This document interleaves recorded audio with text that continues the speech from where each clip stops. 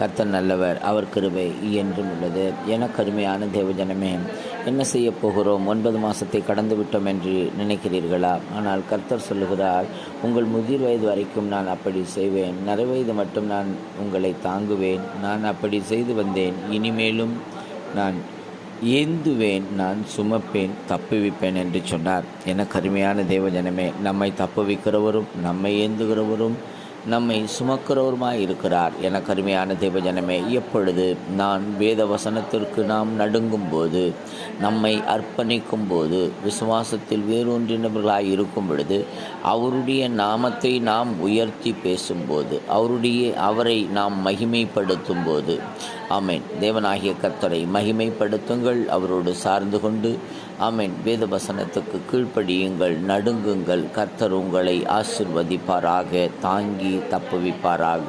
ஆமேன்.